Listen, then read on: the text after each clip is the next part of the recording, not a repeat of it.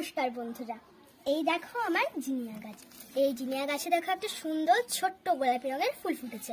আর এই যে দেখো দুটো বড় বড় ফুল, এই ফুলগুলো প্রায় 1 মাসের মতন ছিল, এখন দেখো মরে মরে যাচ্ছে, কিন্তু কয়েকটা পাতা কিন্তু গোলাপি রঙেরই রয়ে গেছে।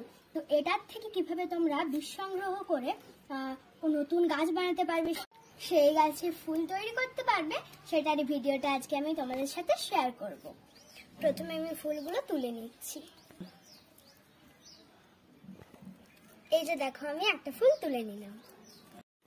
এই দেখো গাইস, আমার ফুলগুলো তোলা কিন্তু হয়ে গেছে। এই ফুলের সাইডের পাপড়িগুলোকে ছাড়িয়ে নেব।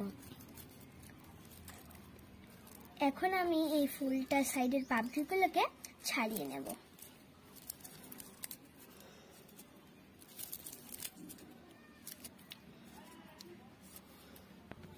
এরপর আমি এগুলোকে ছাড়িয়ে নিচ্ছি।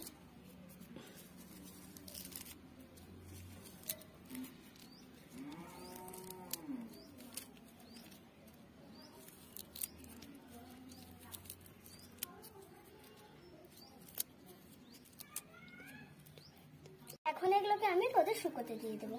এইভাবে তোমরা 3 দিন শুকোনোর পরে এগুলোকে তোমরা রোপণ করতে পারবে।